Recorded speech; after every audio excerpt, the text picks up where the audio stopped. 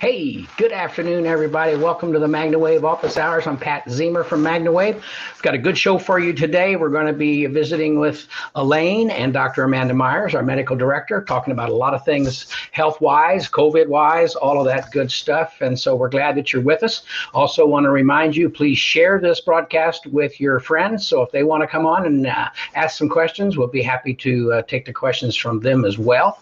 So be sure to share it. Also, during the broadcast, if you'd like to talk to us, if you'd send a text to 502-599-9722, we will return your call, and then that way we can have a live conversation. We always go deeper in live conversations, so we like to do that, and we'll be sending you some gifts for participating in that fashion. Probably what we'll do is we'll send you a copy of my newest health book, or health book that I've dealt with miracles, health miracles, and so we'll be doing that and talking about that as well. So anyway, I want to welcome you to be with us this morning.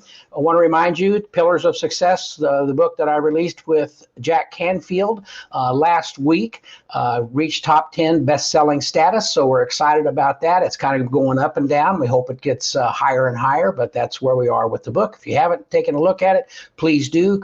Chris will put the link up, and you can download my chapter and have a look, and then decide if you want to buy the book and take care of the rest of the chapters that are in the book. So enough of that business. Let's bring Dr. Amanda Myers and Elaine in, and we'll begin our conversation. Good morning, Amanda. Good morning, Elaine. Good afternoon. It's noon here.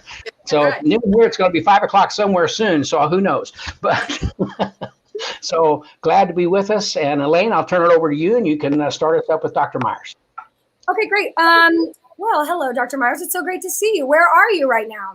It's good to see you also. I'm actually on a little long weekend in Colorado, which is nice. So. Oh, that's wonderful. Colorado. Very nice, actually. Yeah.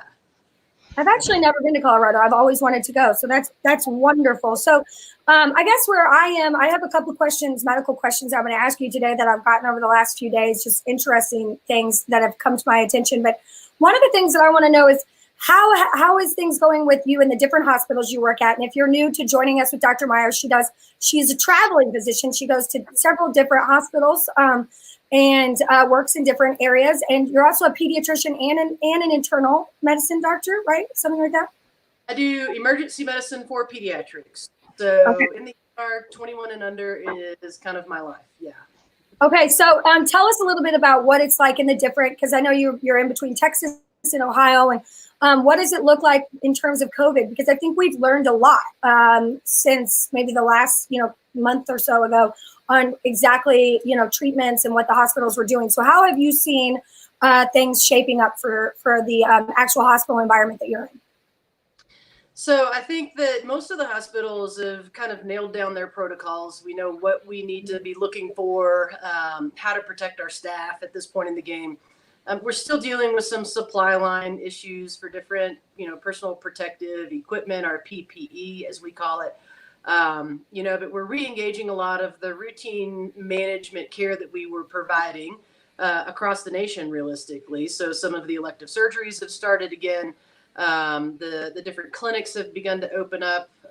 So I think we've got a better grip on kind of how to maybe control the spread of the virus in those settings.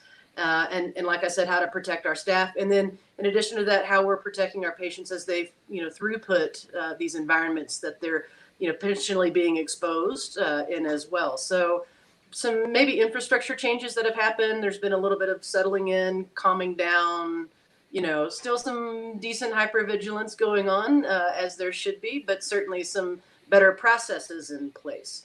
And like you said, we've learned a lot.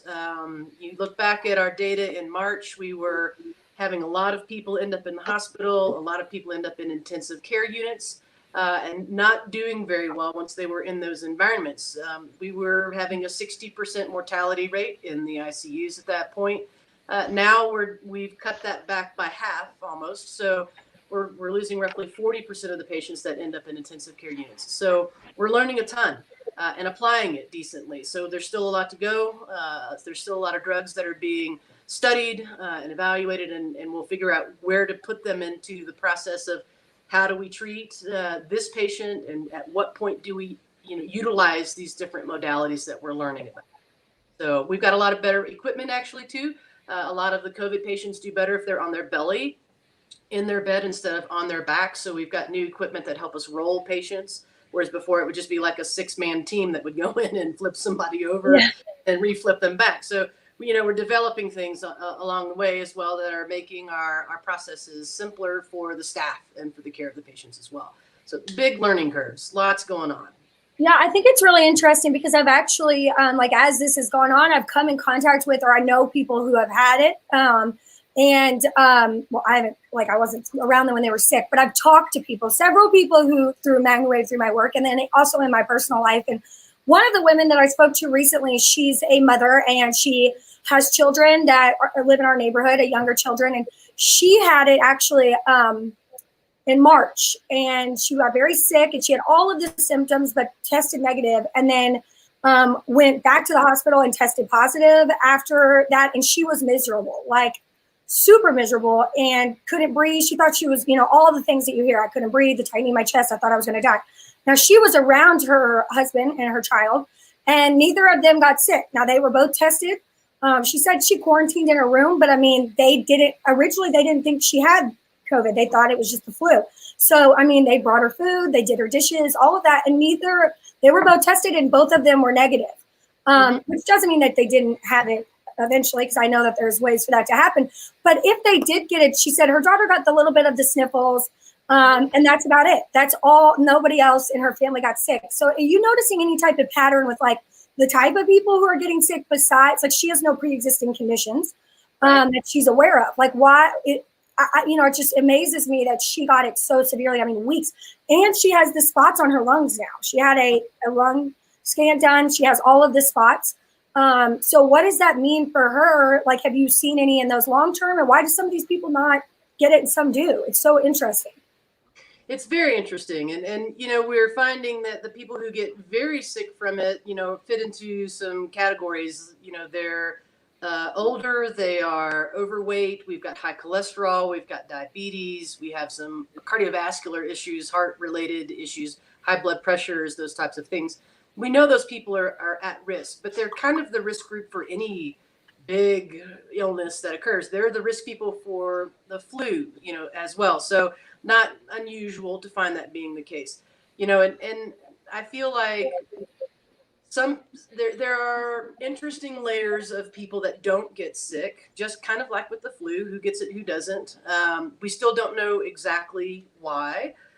There is a really specific receptor that this virus seems to enter the body through. Some people have more of these receptors in a higher density, so to speak, and other people have lower numbers of them. And we think that might be part of the deal. We think that's why the children aren't getting this as, frequently. They're not transmitting it as frequently. And when they do get sick, they're not getting as severely sick as some of the people who are aging, because they just don't have as many of these receptors. So we think it's connected on that level. But, even then, it's kind of like the flu, who gets it, who doesn't. Even if you lived with someone who ran that common cold, sort of snot, cough, fever, feeling bad, do you get it? Maybe not. Just depends on your health, right? Are you well rested? Are you well hydrated? Are you eating nutritionally sound? Do you do things like MagnaWave, where you're getting PEMF help for your body to restore things faster? What are you doing to modulate your own health? And how do you keep that environment safe for you? So I think those are the game changers in a lot of ways for people. So it's tough to say who's going to get it and who doesn't. And that's what makes this virus a little bit scary, because we are finding some very young people getting very sick, ending up in intensive care units and ended up dying. And they don't fit the common mold. And we don't know why they're different yet. We're still trying to figure that part out. So that's what makes this a little bit scary. It's the very of it, She's 34, so it was, surprising to me. She's very healthy, and she works out, and I was just kind of shocked. And I think for her, she started losing some chunks of hair.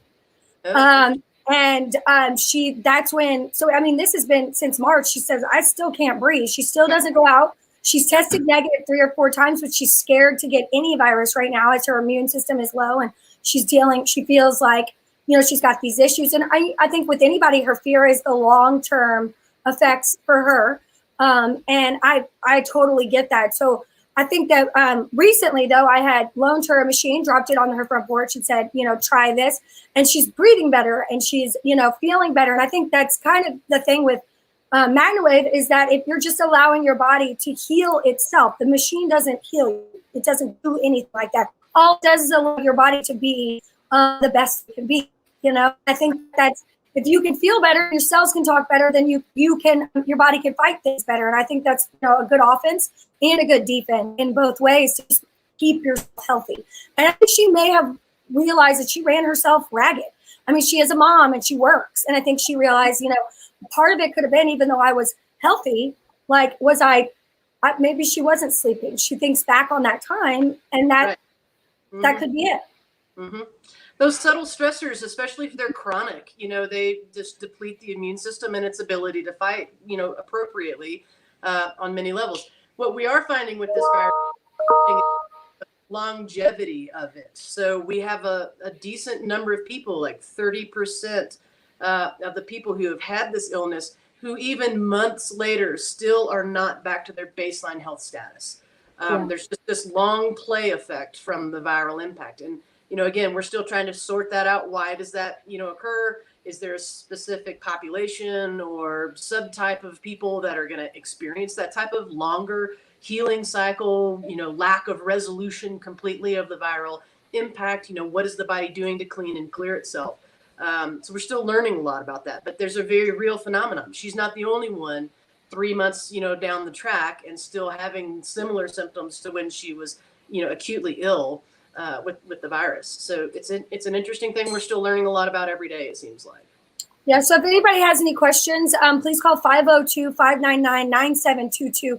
And you can ask your question live on air. You can also post them here in the comments for either Pat, myself, or Dr. Myers, and we will be happy to answer those for you live. Now, has your routine changed, Dr. Myers, at all in terms of when you leave the hospital? I think it's very interesting to hear how you maintain washing your hands, your mask, what you do, getting into your car to keep yourself healthy. I still am in the same patterns. I still, we're hand washing very aggressively when I leave the hospital, a lot of handy wipes and those types of things where I'm just disinfecting everything that I own. And then, I get out of my rental car and wipe it down, and then I go into my hotel room and take my scrubs off. They go into one location. Once they're dirty, I immediately shower and trade into something that I can wear in the hotel room. So yeah, I mean, not a big difference for me while I'm traveling. And it's that oddity of not being in your own home, while I'm working. It's good and it's bad, right? I'm not bringing it home. So that's sort of reassuring and that's effective, but it adds a little layer of vigilance that's, odd, I guess, in that sense, because it isn't home. So yeah, I don't think that I fly every week, but I fly in an N95. I wipe down everything while I'm doing it. Certainly the airports and the planes are becoming fuller. There are more people traveling and moving around, which is good for our economy, I think. Most of the locations that I travel, the cities have ordinances for mask usage. Certainly the planes require them as we're traveling in the air. So, just some good precautions, I think, for most people in that travel exposure. So, are you tested a lot? How often do you get tested? Only when you're symptomatic, or do they have to test you a lot?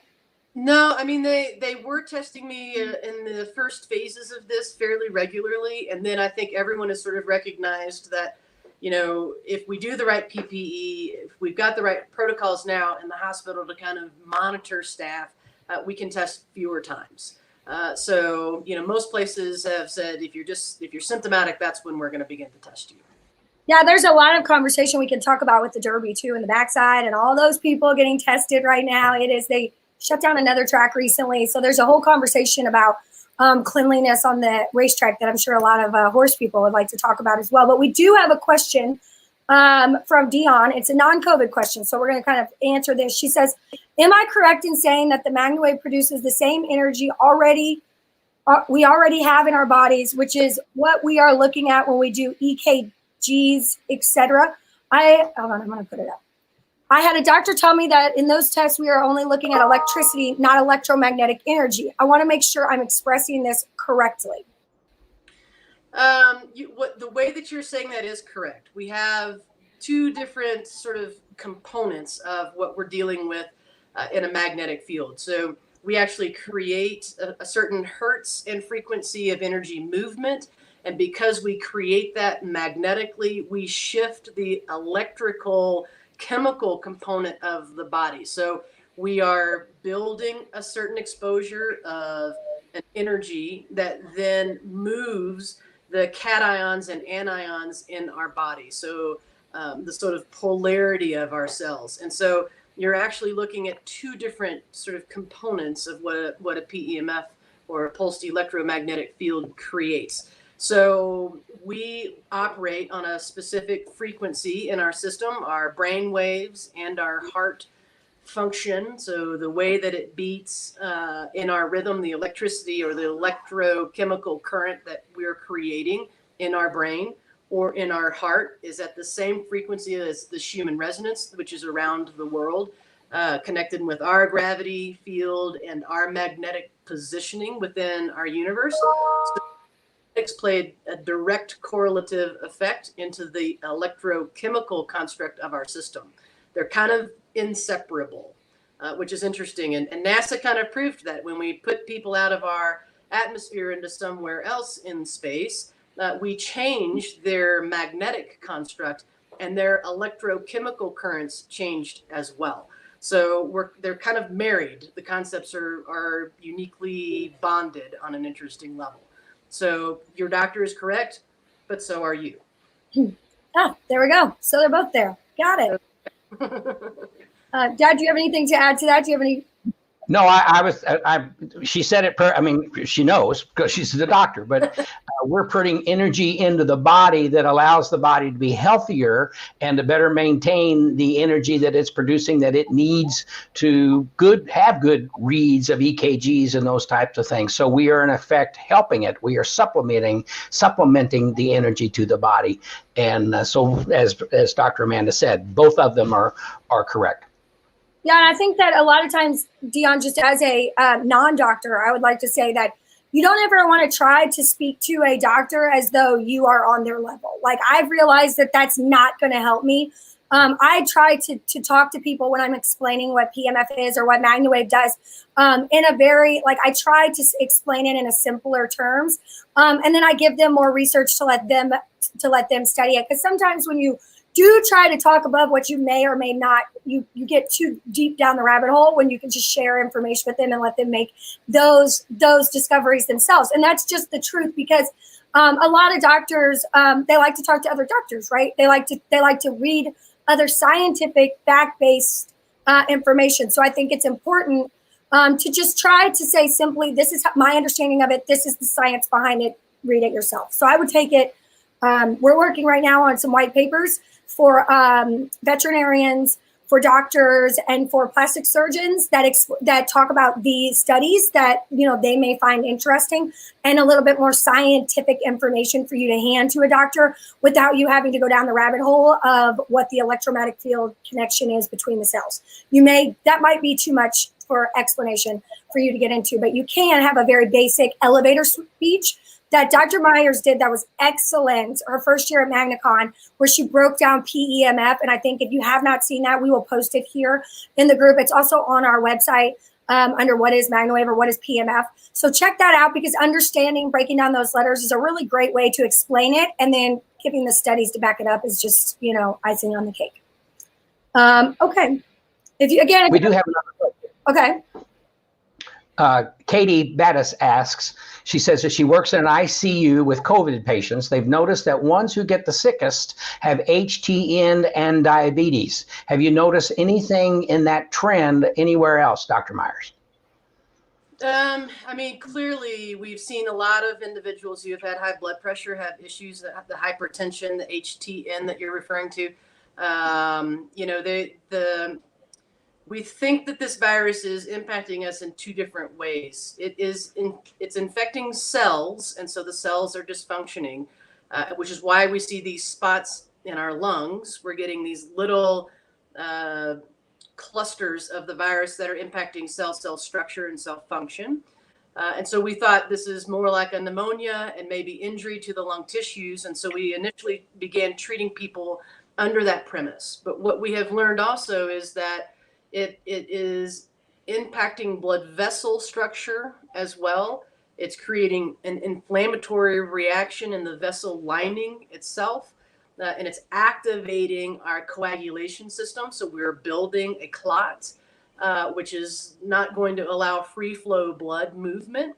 And not only that, it is interrupting the body's ability to break down that clot.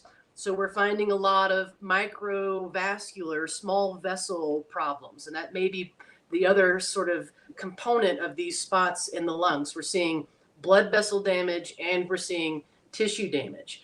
And so that's been across the board what we have found, no matter what ethnicity, gender, or realistically the age group that you are. If you get that sick, that's the sort of compilation of problems that we're finding in the lungs themselves.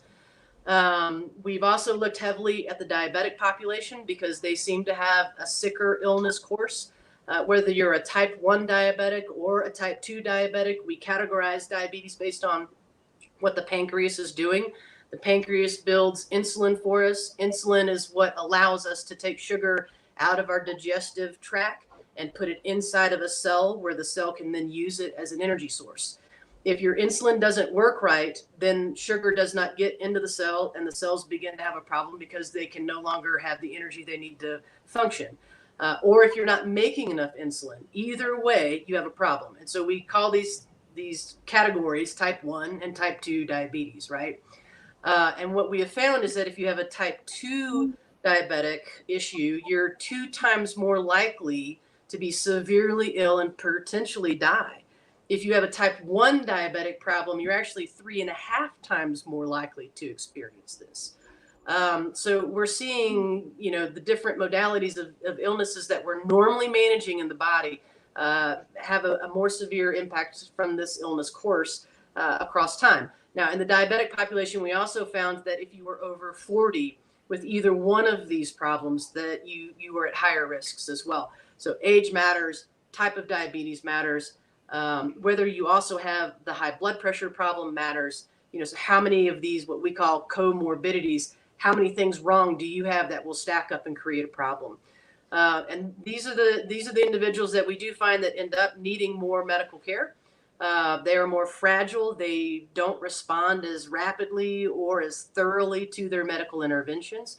And they end up in our intensive care units weeks and weeks and weeks, sometimes recovering and sometimes dying. So we've seen that everywhere that I work, actually. We do have a couple extra questions, but let me ask you a question to that, Dr. Myers.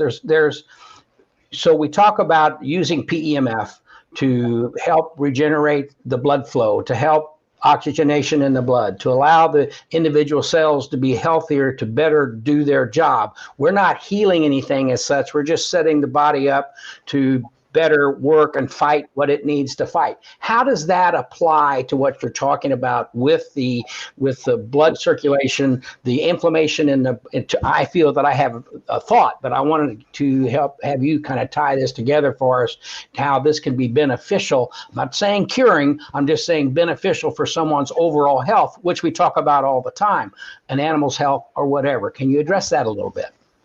Sure. I feel like, we know that pulse electromagnetic field exposures will help increase nitric oxide. Nitric oxide is one of those chemical messengers in the body that helps the body sort of cool down all of the heated processes that we have. So whenever we get worked up, the body shifts into a chemistry construction that is kind of that I'm in the aggressive sort of layer to protect myself or to function.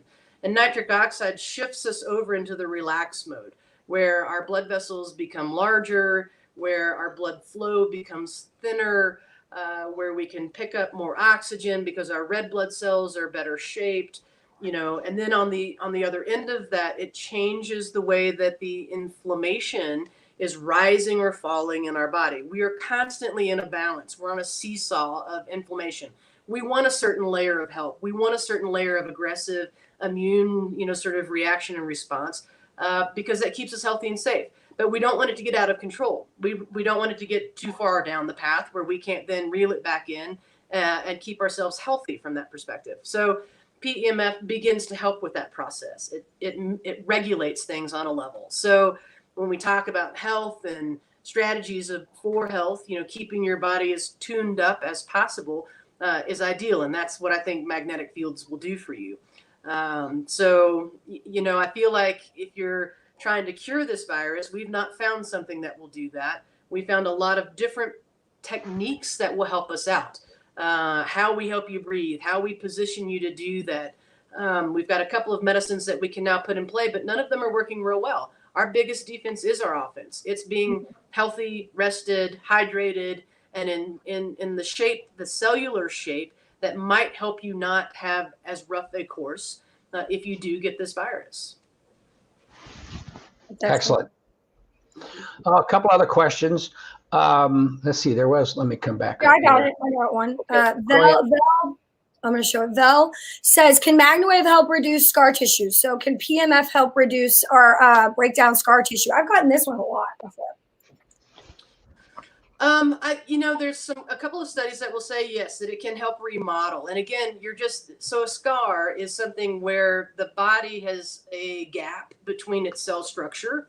And so it builds a collagen sort of bridging network. So that big, thick, just sort of oddly colored area that we call a scar is really just a collagen layer that is sort of grown in order to bridge the two cellular structures together.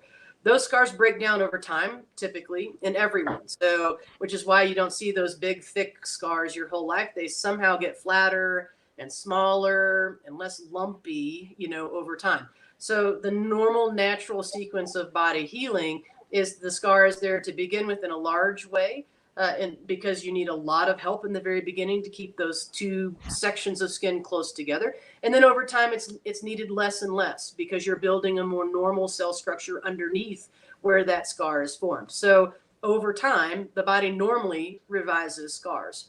And adding a magnetic field exposure to that can help the normal cell structure, the layering in, what we call secondary healing of the scars or the cuts themselves will occur. And so you can help modify scars. Will they go away totally? Probably not. You've cut the skin. You're going to know that you've cut it. That's just the way that our bodies are. Yeah, I would also, Vel, I've had 3 C-sections and a number of other surgeries on my abdomen. And what I found is I used the LZR on my stomach when I was trying to work with weight loss, which is a red light. And I noticed that over time I would use the LZR and then I would do the MagnaWave afterwards. And not only did I lose actually some really stubborn body fat that was not going away after 3 kids, just refused to leave. But I also found that my scar looked so much better after doing that. Like my C-section scars actually began to soften, I guess is the best way to say it. And even the coloring even got a little bit better over time for me. That was my experience. So I think if you haven't already, Val, you should check out the LZR along with a MagnaWave session afterwards was really beneficial for me. Okay, so we have another one. You got it? Okay. Northern Lights MagnaWaves. I know they say to quarantine for 14 days after being exposed, but how soon could you possibly get COVID? Does it depend on your health to begin with? So possibly you could get symptoms quicker if you are at risk? I think that's what we're finding. If you have a health complication, you're just a little more susceptible to the impact of the virus. So you may find that your symptoms are, either happening faster or are on a larger scale than someone else. We think that the average time, if I'm exposed to COVID through whatever mechanism, roughly 5 days later, if I'm going to have symptoms, I typically do. Although we are seeing those outliers where, day 10, day 12, we're still finding potentially the onset of those symptoms. And I think that's why they've kind of said, hey, let's give it 2 weeks. Let's just be sure. So when we have some variance on the population, how these things are expressed, and we don't know all the sort of ins and outs of that yet, we're saying, let's all be safe. Let's give it 2 weeks. In the flu, you kind of have a better mechanism of understanding of it, right? Exposure to onset is a little more classified because we've seen the flu forever. So we know how to predict this well. COVID is brand new. We just don't know how to predict it yet. So the 2 weeks is a safety mechanism right now. We may shorten that as we learn more about it, as we get better, sort of population data, as more people get sick, if we can sort of type how long it took you to become ill, then we can better project how many days of quarantine that we might really need. Okay. And I think you kind of address this. It also depends, like they asked the question, if their general health, if someone really has pre-existing conditions and things going wrong, they need to be very careful, because I don't know if it's going to come on any quicker, but it's going to come on with more of a vengeance. Absolutely. And right now, as we're, the big debate still, opening the economy, are we social distancing? Are we wearing masks? How is this going to play out for us, especially as we enter school time, fall time, and then, the winter respiratory season that we typically see? How are we going to really manage this? And I would argue, you have one of these risk factors, you still need to be very cautious. You need to wear a mask. You need to stay home as much as possible. You need to work in a location that you can contain and be safe in. If you don't fit that category, then arguably being out and about is reasonable, but still in a guarded way. Pay attention, be careful. We're seeing huge spikes because we're gathering again. We're getting into groups. We're being, back in our offices, back in our jobs, doing the things that we do. And we're finding a larger number of infections. So I think that's a normal thing. I think it's a natural progression of this illness. If everyone stayed home and nobody ever left their house, then we might have been able to really have this thing die out. But that's not the way our society is built or the way our economy runs. So it seems like a far-fetched dream to be able to think that would be the way that we would manage it. So again, if you fit a high-risk profile, be very aware of that and protect yourself. Okay. Great. We have some questions too about two of them. They're kind of similar. There we go. Kathy said, "Can MagnaWave help with lymphoma, and what would be the treatment?" And I think we get this type of questions a lot, with very specific indications. But what would you say to that, Dr. Myers? I think all cancers are interesting, and they all are from a little bit of a different cell line, a different cell origin. And so, the therapies are unique and specific to each of the different kinds of cancers. The data so far that we've gotten in cancer research says that we are changing oxygenation and blood flow to a cancer cell source or a tumor of cancer cells that are linked sort of in a clump together. And that there is regression of the cancer as they're trending it and following it. So there's some hope there potentially. Do we have broad data? No. Are we looking at data in all types of cancers? Absolutely not, and unfortunately not. The cancer treatments, though, are in specific protocols. So if you have a person that you as a practitioner are helping either manage just overall well-being and feeling better, because cancer treatments are very hard on a body. There's no question about it. I would strongly urge that you connect with the physician of the patient that you're managing and work together with them, because if you add something new, if you add a new treatment into their cancer protocol, now you've changed their protocol, which can be devastating in some fashion. So the physicians will make assumptions about things that are happening based on what they believe to be the protocol.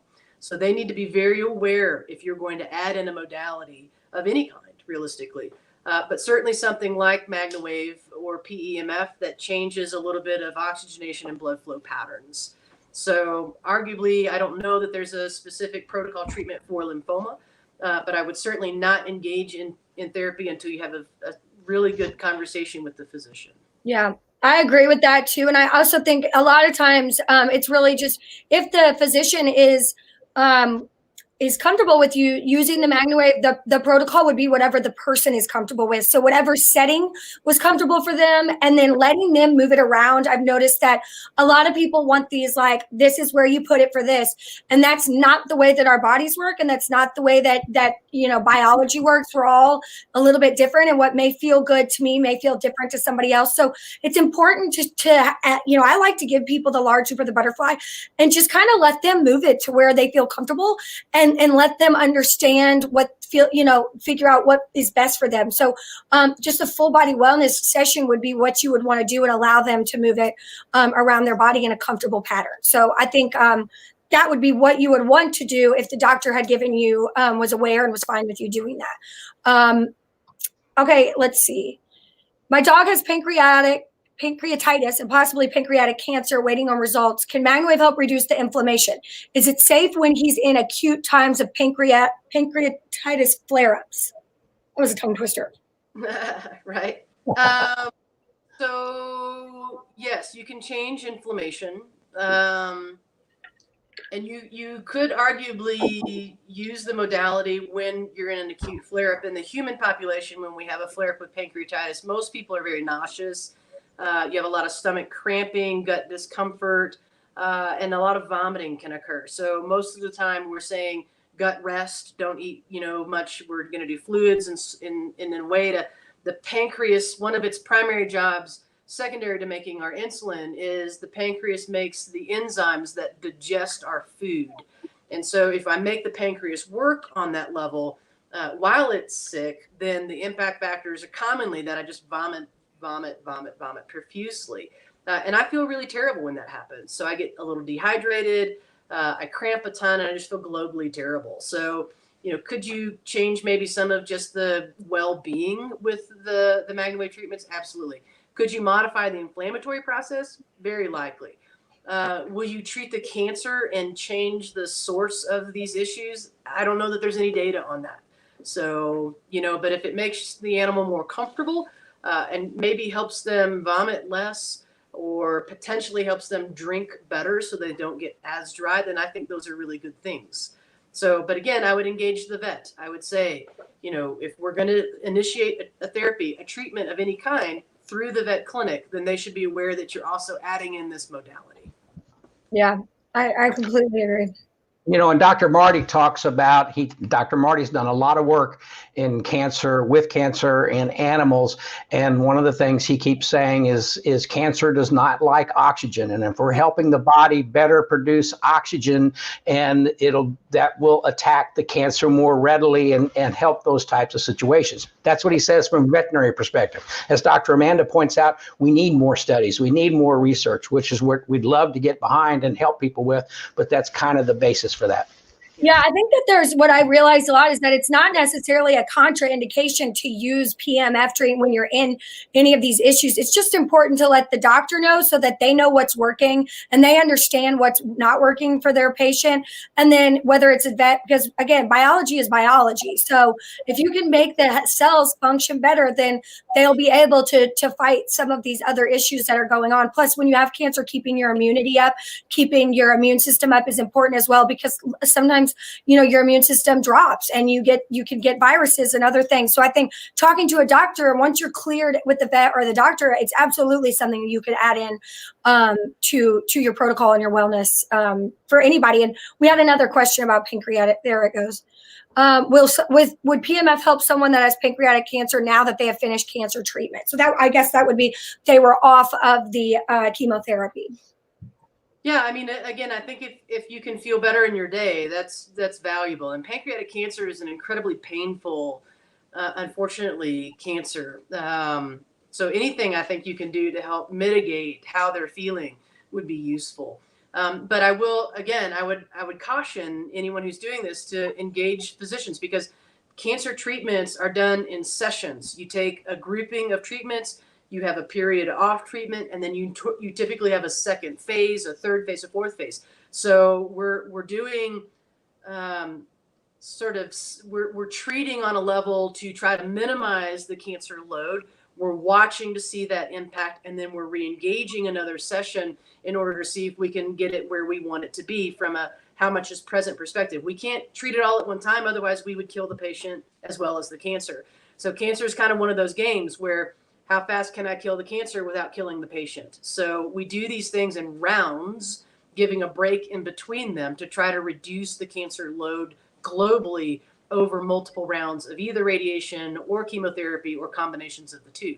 So off treatment right now is an interesting comment, because that just may mean we're between therapy rounds. So again, engaging the doctor that's helping manage this would be smart. Yeah. Okay, Olivia Sundin says, I have been treating my mom for a few weeks now. She has MS. The first time I used the butterfly on her head, she said she woke up during the night with some pain/sensation in her head. She also adds to that, is this nerve stuff waking up in the brain? So is there, I've seen that. I've seen before where somebody who has an issue, we've treated a shoulder or something, it can get sore, especially with neuropathy, where as they get sensation back. And I think that's what she means by that nerve stuff. Likely. I mean, as we engage the nerve and have it reaccumulate the sheath that is coating it, which is where all of the information sort of transmits down, that can be we find that to be a tingling sensation, a stinging, a burning. People describe it in different ways, but it's like a neuropathy that is now improving. So as we increase blood flow, we're going to then activate cell structure. And so that commonly, you're going to feel that as a sensation. So not unusual that you would see that. And multiple sclerosis has a big impact on nerves. And we have a lot of nerve structure in the brain itself. One of the primary areas where MS strikes is in the ocular nerves. So they run the entire from the back of the head all the way to the front where the eyeball itself is. So you're going to get that wide distribution of that weird sensation, potentially headache feeling on a level. Yes. And I think one thing that Dr. Marty once told me was healing hurts. And I think you've said this before. There are times where healing hurts. You have to actually, when you detox, when you do all of these things that heal yourself or help your body is healing itself. When your body is healing itself and cleaning itself out, it can be uncomfortable when those nerves wake up. And I think that that's a good thing, Olivia, specifically if you're using PEMF and MagnaWave with your on your family or even in a business, that you talk to people about that when you first do a session on them, that if they have any, issues, that sometimes when they detox, they may have diarrhea, they may, things are flushing out of them. They may feel nauseous, and then you have these nerve sensations. I want to, that's really important to educate your people before you do a session, so that they aren't worried about those symptoms or any of those issues afterwards. Another issue with that it's important that people understand when you have somebody and they have an MS or something like that, and it is nerve related, and it is quite often in the brain and those areas where it's coming from, if you will. You don't have to treat the head. You can treat the lungs and the upper back, and you're going to regenerate and you're going to energize the blood and the oxygenation. And where's that going? To the head. And so you can put it there comfortably, and you can help nourish that area very comfortably as well. Yeah, I like the large loop around my head, so it just lays on my shoulder, and it's like my head is literally in the middle of the circle. That's a great way without being directly on the head as well. I've told my story a million times about a woman who had a stroke, and her daughter would not, and they wanted to work on her cognition, there was an area of the brain that you would go to do that, but her daughter would not allow me to put the coil anywhere near her head, just out of fear. And so we did exactly what you talked about, Elaine. We put it on her shoulder, so we really weren't on her head, but we were pulsing the lungs and the head comfortably, and it improved without having to be on the head. Yeah, that's great. Okay, we have another question. So Sophia says, I've been treating myself with MW for the past 3.5 months for my back pain and just got new labs done. Here is what my doctor said. Your HS-CRP came down from 4.7 to 1.9, which means you have much less inflammation. Question for Dr. Myers, do you use this to help measure the efficiency of MW in reducing inflammation? I can't talk today. Yes. So HS-CRP is high sensitivity C-reactive protein. And it's one of our early phase markers that I look at daily in the emergency department, and people that are coming in that don't feel well, to get a grip on or understand more the complex sort of scenarios of inflammatory processes. So we combine 3 different labs on the sort of average level to know how inflamed is your system. We look at white blood cell counts, which is sort of the army military of the body, that they're the ones that help us fight infections. The early marker, the early phase to know where your white count is either going to go up or maybe stay the same or potentially even drop, is this CRP, this C-reactive protein. And we look at it carefully because it's sort of the warning sign before you get to, it's the signs on the road that say there's construction ahead. So you're actually getting warned before you actually arrive to the barricades that are all narrowing you down to one lane, right? So the CRP levels really do talk directly to inflammatory processes. And coming down from a level of almost 5 to 1.5 means that the body is really neutralizing its inflammatory process in a very good way. I mean, we look at levels that are 0.3 and less are normal.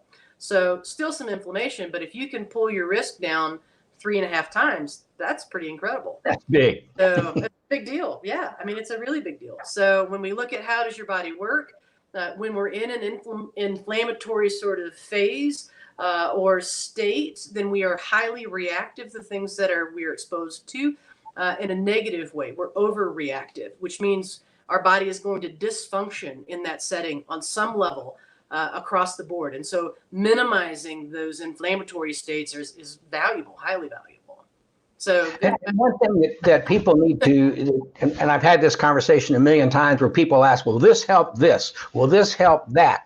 And is inflammation involved with this or that? Yes. Okay, so basically these devices are inflammation reduction devices. If you can reduce inflammation, you can relieve pain, you improve mobility, range of motion, all kinds of things. And so it is shown, we've done studies ourselves with our devices that show that it will reduce inflammation. Some of the areas, as we push our machines through the FDA and the CE in Europe, we're allowed to say that it reduces inflammation in the body. And so that's well documented. There's 1 million studies that show that it does reduce inflammation. Mm-hmm. Yeah. That's wonderful, and congratulations, Sophia. So how helpful is this with osteoarthritis in knees of an elderly gelding? So we're talking about horses now.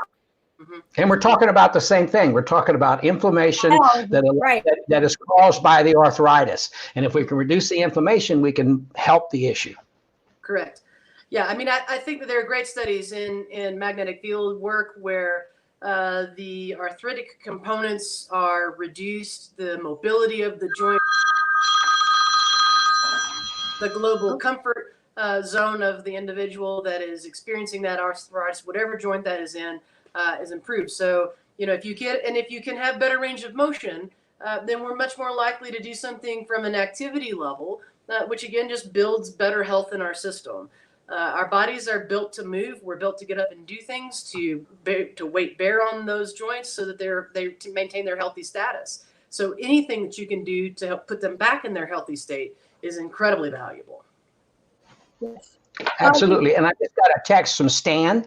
Stan says, please tell Dr. Myers how much we appreciate her knowledge and expertise in helping us gain a greater understanding of PEMF. These sessions are priceless. Well, thank you, Stan. Thank you, Dr. Myers. Thank you, Elaine. They are wonderful. Thank you, Stan. So here we have another case of laminitis in horses. You go to ask, what is the best way to I think she would go about a severe case of laminitis. I'm starting session on a horse that is in pain. Dad, do you want to talk about how you would treat a severe case? Well, and we've learned over the years that is horses that are having problems and they're standing on their leg or they're standing on one leg because they're favoring another leg. They develop laminitis in the leg that they're standing on, or they start to develop it in the leg that's got a problem. What people forget to do is you got to treat both legs.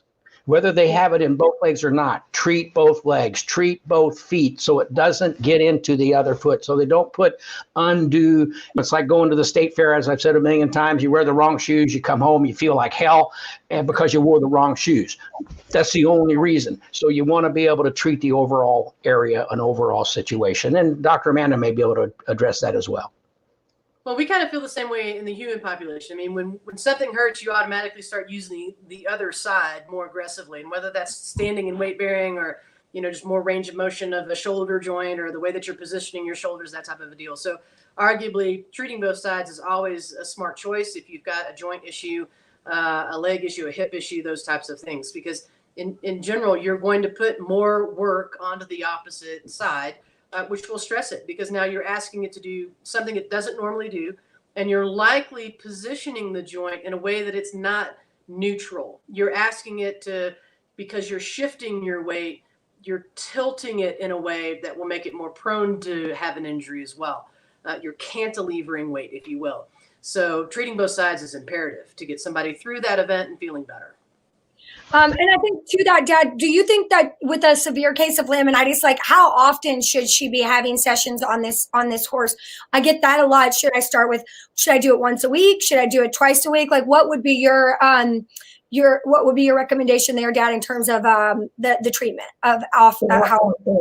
In a laminitic situation, and again, Dr. Myers can probably add some meat to this conversation, but as often as possible. You know, to say the horse has got laminitis and I'm going to treat it once a week and he's going to stand on it or not stand on it or favor it for the other 6 days, you got to get ahead of it. So I would say easily you want to treat 5, 6, maybe 10 days in a row, and then as often as you can or as often as necessary to maintain the improvement. Circulation is ultimately critical to laminitis. You want good blood flow, good oxygenation, good circulation to the area to help heal it. Yes. Okay. So more in the beginning, definitely, as much as possible. That is great. And do all the hooves, and then I would also recommend doing a full body treatment in between. So you maybe do all the hooves on Monday, all the hooves on Monday, the legs, and then maybe the next day you do the same thing, but you also do a full body treatment. Oxygenating all the blood is very important. Absolutely. So Anna Marie asks, I have a horse with melanomas on the top of his head. Do you think they will shrink them a little? They are very common in gray horses and there's no treatment and they are inoperable. They are very large. So gray horses do seem to get those melanomas because of their coloring. What do you think, Dad, Dr. Myers, anybody? I mean, I don't think you're going to spread it. I think you're going to potentially help it, but talk to your vet and see what they think, Dr. Myers. I mean, I would agree. Again, most of these cancers don't lack oxygen. They die in it. I mean, we've got good scientific research. One of our scientists won the Nobel Prize for finding that. So, this is a known fact. So if we can increase circulation, increase oxygenation, maybe this tumor will shrink. I don't know that I've seen research data in that, but it seems intuitive to think that. So, again, engaging your vet would be a very reasonable thing to do. But especially if they're in locations where they're obstructing vision or hearing, if they're making the horse a little more hypervigilant and skittish, then it'd be valuable to go ahead and treat them so that the horse's quality of life improves. Well, and you also have a situation. There is a device approved by the FDA. It's called the Optune device for glioblastoma brain tumors. It's not healing what it's doing is it's slowing down the growth. It is seeing some reduction in the size of the tumor, which allows other things that they're doing to be better applied or dealing with those types of situations. And so there again, it's a classic situation here that it could potentially shrink. And that's what this device does to help them be able to better fight those tumors. Yeah. So it's definitely worth trying as long as your vet's aware. Yeah, as long as your vet's aware. And it would be an interesting study. Take some pictures, measure them, show the measuring tape, take a picture, do treatments, kind of document how long you're doing them, what level you're doing them at, and then do a progression of photos over 10 sessions and see if there's any change. I mean, prove the point or know that they're not changing. One of the two will happen, but yeah, I mean, it would be worth a chance to see, could you improve that? Because there's really no other treatment available. Correct. Okay, great. Anna, she just purchased MagnaWave. She's very excited to start her journey. She's seen a huge difference in the well-being of her horses, so that's wonderful. Yeah. Good. I'm so excited. So Alicia Carroll asks, I have a client who asked about equiscope. How does this differ from MagnaWave? Now, Dad, are you familiar with equiscope? I would need to look at that. So I will go look at the equiscope and what its modality is. Is that a familiar term to you, Dr. Amanda? I think I know what it is. Yeah, so I'll research that. So microcurrent. It looks at it does something where it measures the microcurrents in your body. And then it gives a specific microcurrent back. So microcurrent Microcurrent is actually a current that helps heal cells. It is a healing device to help the healing process, whereas TENS is an inflammation reduction device. So quite often people get confused with those two. So if it's a microcurrent device, it's working on the area to nurture the cells. But it's very specific in where it is. And with the MagnaWave, you can cover a much broader or larger area. That's not going to say that the equiscope is not valuable and couldn't be used complementary, but there are ways, they are definitely different in what they're doing, although MagnaWave does nurture the cells so they can, again, heal in a better manner. So is to fix the abnormal electrical current in the tissue to help speed healing is what I've remembered. I did one time talk to a chiropractor about it, and he said there was, like you said, Dad, it's a smaller area, but what he noticed is he would wait 24 hours after a MagnaWave session before he would do the equiscope, because what he realized is that the MagnaWave session actually improved those same tissues. So if he did the equiscope and he looked at the electrical currents, I guess it does some type of intelligent reading of your electrical currents in that area. And then he noticed with the MagnaWave session, it was an improvement within 24 hours after the electrocurrent. So they do work really well together in terms of, I wouldn't substitute one for the other. I think using them both is an excellent way to go about, any type of wellness. Absolutely. Absolutely. Okay. So Kate Meyer says that she has a great laminitis case. She'd be happy to discuss with whoever asked that question. That was Jagoda, and you both are in the certified group, so you guys could out there. There you go. So we're about out of time. Looks like the questions have about run out. Any thoughts, Dr. Myers? This is incredible. The depth that we can get to. I wish we'd have gotten some more folks on the phone potentially, but it really, the depth that we go to here is wonderful. And we are working. I know you and Elaine have been talking about finding some areas where we can talk about specific modalities to work with certain indications and initiating some initial studies, some small studies that can maybe lead to larger full-blown studies. Mm-hmm. Yep. Kind of exciting, right? To be able to take something and learn more about it and to potentially then create just information that helps people. A lot of this stuff is, there's a deep rabbit hole that you can get into with a lot of these modalities from that perspective. A lot of physics, a lot of dark field and quantum stuff. So, getting something that is accessible and approachable that you can hand a client, or an information package that you can hand to a physician would be, I think, an invaluable resource. So we're actively starting to develop those things. So hopefully they'll be available soon. That's right. If you guys haven't, check out the blog on MagnaWavePMF.com. Amanda or Dr. Myers has some fantastic articles about different indications and all sorts of information. She puts it in a really easy to understand and understandable way to read these blogs. So go to our website, MagnaWavePMF.com, and check that out. And we'll be sending those out in our newsletter as well monthly. So it's just a really great resource. If you haven't seen it already, check out that blog and go to the video library. You can search by indication, topic, or just search Dr. Myers. And majority of the videos, that almost all the videos that we have shot with her over the years are on there. So it's really a great, if you're looking for more information, go check out those resources on MagnaWavePMF.com. Also, as we get ready to say goodbye, now on the Roku app on your television, it's called Biohacking Wellness Channel, and you can go and you'll be able to see the office hours, specific videos with Dr. Amanda, a lot of different things with small animals, large animals, human, many different integrative methods of treating and working with people and animals. And so we're excited about that. It's going to be on Fire TV as well, and soon Apple TV. So we're just excited to see that stuff growing. Yeah, again, Biohacking Wellness. If you have Roku, you just search that up in the search box, and you can download it. It's our own station. Pat has worked really hard on it. It has excellent information in there. Also, if you haven't already, sign up for the Amazon Skill, the MagnaWave Amazon Skill. Alexa will give you your daily MagnaWave briefing with the latest information every single day. So sign up for MagnaWave there on your Alexa app. We do have multiple ways to connect with you guys. So thank you, everyone. About Alexa, and she popped right up on my thing. She wants to know what we want. Tell her I need some Clorox wipes. We can't find them anywhere in Kentucky.